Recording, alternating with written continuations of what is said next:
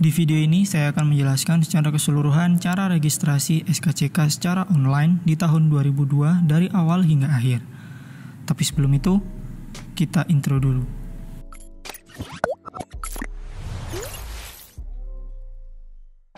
Assalamualaikum, halo semua. Selamat datang di Revive Project. Di channel YouTube ini saya banyak membahas mengenai tips dan trik seputar software, Windows, dan juga smartphone. Jadi untuk teman-teman yang tertarik dengan topik-topik tersebut, aku sarankan kalian untuk tekan tombol subscribe dan nyalakan lonceng notifikasinya. Oke, kali ini kita sedikit melenceng ya untuk ngebahas cara proses SKCK online di tahun 2022 ini. Karena saya ngerasa masih sedikit orang nih yang tahu mengenai SKCK itu bisa diproses secara online loh. Bahkan warga Indonesia sendiri kebanyakan langsung ngurus di kantor polisi terdekat yang ya kadang antri atau kalau berkasnya kurang kita disuruh balik gitu kan.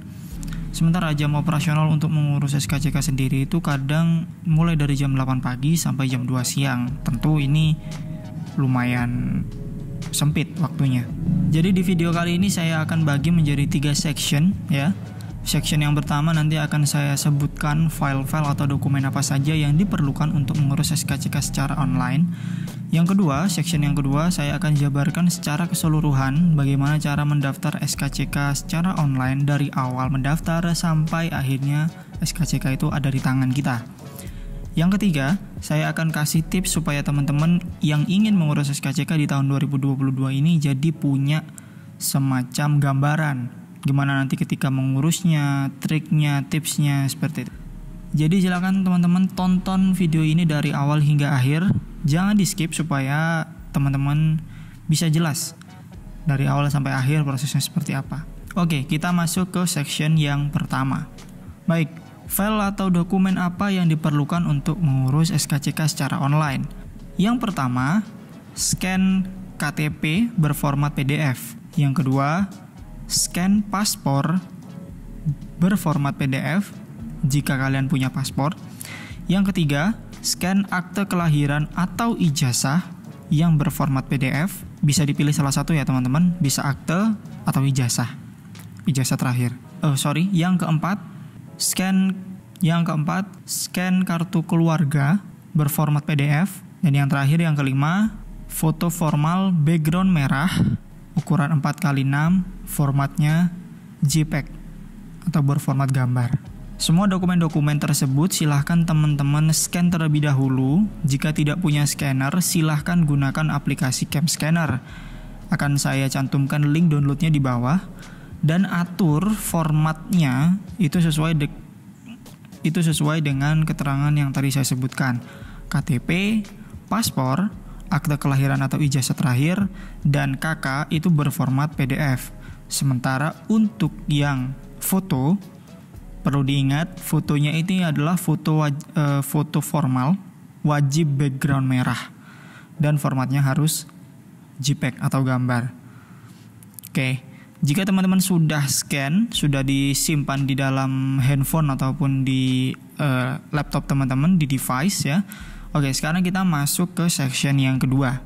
Baik, untuk section yang kedua ini saya akan jabarkan dari awal sampai akhir bagaimana cara mendaftar di SKCK online. Oke, mohon teman-teman simak, perhatikan jangan sampai ada yang keliru. Yang pertama, silakan teman-teman akses ya di Google polri.skck.go.id ya, polri.skck.go pakai go.id. Akan muncul tampilan dari menu SKCK online. Di bagian menu di atas, silahkan pilih form pendaftaran di paling kanan. Nah, jika masuk, teman-teman di sini akan disuruh untuk mengisi formulir untuk mengurus SKCK online. Pilih jenis keperluan kenapa teman-teman harus mengurus SKCK. Sebagai contoh, saya pilih untuk melamar pekerjaan misalkan. Untuk tingkatnya, bisa tahu tingkatnya dari mana, silahkan baca di bagian yang sebelah kanan. Silahkan sesuaikan dengan kebutuhan teman-teman. Jika memang kebutuhannya hanya perlu untuk di tingkat polsek, silahkan urus di polsek. Silahkan klik di polsek. Kalau keterangannya perlu sampai tingkat polres, berarti silahkan pilih tingkatnya polres dan nanti kita akan mengambilnya juga di polres.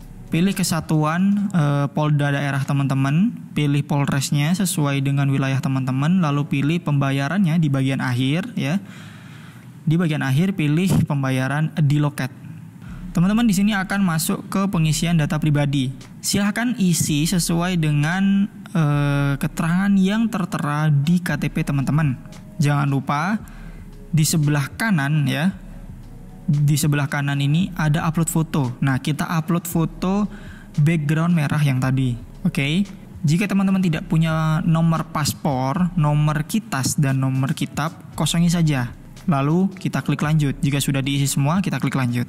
Selanjutnya teman-teman di sini akan mengisi data keluarga dari ayah, ibu atau wali, serta suami atau istri yang bagi teman-teman yang sudah menikah. Jika sudah diisi sesuai, silakan klik lanjut. Lalu kita akan masuk ke pengisian data pendidikan. Di sini silakan isi riwayat pendidikan terakhir teman-teman.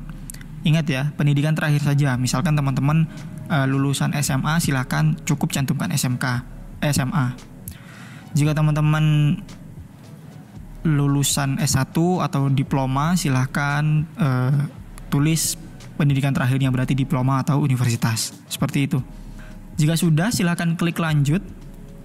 Selanjutnya di sini akan masuk ke perkara pidana ya. Di sini silakan sesuaikan lagi dengan teman-teman, tapi jika teman-teman merasa tidak pernah punya kasus, tidak pernah terjerat kasus atau tindak pidana, silakan sesuaikan dengan isian saya seperti ini. Kemudian jika sudah, silakan klik lanjut. Lalu selanjutnya kita akan masuk ke bagian ciri fisik. Nah, untuk ciri fisik silakan sesuaikan dengan ciri fisik kalian. Jika saya akan seperti ini, di sini saya tidak memiliki tanda istimewa ya, dimana di bagian tubuh bagian luar saya tidak tampak ya. Kalau kita berpakaian gitu, saya tidak punya semacam tanda istimewa atau tanda lahir. Nah, untuk teman-teman yang mempunyai tanda lahir ya atau tanda istimewa yang mungkin terlihat jelas seperti mempunyai tahi lalat di bagian pipi atau hidung seperti itu silahkan cantumkan begitu. Silakan cantumkan. Jika sudah, silakan klik lanjut. Baik, di bagian lampiran silakan upload dokumen yang tadi telah kita scan. Lalu di bagian sidik jari, jika kita sebelumnya belum pernah melakukan rekam sidik jari, silahkan dikosongi saja dulu. Lalu untuk pengisian dokumen-dokumen yang lain, seperti yang teman-teman lihat, syaratnya di sini tidak boleh lebih dari 1 MB. Jika dokumen teman-teman terlalu besar size-nya sehingga tidak bisa diupload, silakan kompres file PDF-nya terlebih dahulu di smallpdf.com untuk mengecilkan ukuran PDF. Nah, untuk tutorialnya saya sudah buatkan di channel ini ya. Saya sudah buatkan video yang ini, atau silakan teman-teman klik di pojok kanan atas, saya sudah siapkan. Silakan teman-teman klik dulu, teman-teman masuk ke sana, lalu silakan dikompres terlebih dahulu. Jika sudah dikompres, teman-teman silakan masuk ke bagian yang terakhir ya, yaitu di bagian keterangan. Silakan isi dengan data diri kalian dan jangan lupa untuk isi alamat email, karena nanti dokumen registrasi ini akan dikirim melalui email. Nah, jika sudah diisi semua, silakan klik yang bagian bawah ya, proses, klik proses. Jika sudah, akan muncul pop-up seperti ini. Nah, silakan teman-teman klik unduh. Oke. Jika sudah ya, file ini wajib kita print ya, sekaligus kita bawa ke Polres atau Polsek atau Polda tujuan kita untuk bisa mendapatkan SKCK. Tips itu teman-teman. Setelah ini kita akan masuk ke section yang ketiga. Oke, di bagian section yang ketiga ini saya akan jelaskan ya tipsnya sekaligus akan beri keterangan sesuai dengan pengalaman pribadi saya mengurus SKCK online ini. Oke, jadi SKCK online ini hanya proses pendaftaran saja. Oke, untuk mendapatkan SKCK-nya kita tetap harus datang ke kantor polisi. sesuai dengan tujuan kita ketika awal kita mengisi formulir tadi. Ketika kita pilih Polres tingkatannya, berarti kita harus ke Polres kota kita. Kalau kita ke Polda, berarti kita harus ke Polda. Begitupun kalau kita ke Polsek, seperti itu. Oke, tips yang pertama dari saya adalah pastikan tujuan kalian membuat SKCK ini apa. Ditentukan, begitu ya. Karena tingkatan untuk mengurus SKCK di tiap tingkatan kantor polisi ini berbeda, teman-teman.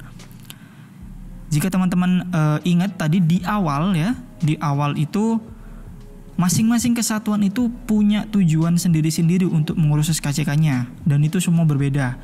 Jadi pastikan teman-teman mengurus SKCK-nya untuk apa, dan harus di tingkat kepolisian mana, Polsek kah, Polres atau Polda. Oke. Lalu untuk yang kedua, pastikan wilayah Anda termasuk bagian Polsek atau Polres mana. Karena ini terjadi dengan saya, teman-teman. Karena ini terjadi pada saya, ya. Jadi saya tinggal di Surabaya. Seperti yang teman-teman tahu, di Surabaya ada 2 Polres, ya, 2 tingkatan berbeda. Ada Polrestabes Surabaya dan juga ada Polres Pelabuhan Tanjung Perak. Nah, ketika saya memproses SKCK ini, ya, di bagian awal di situ saya memilih Polrestabes Surabaya karena wilayah rumah saya ini bukan wilayah Polres Tanjung Perak. Alhasil ketika saya datang, ya, saya antri sekitar 3-4 jam.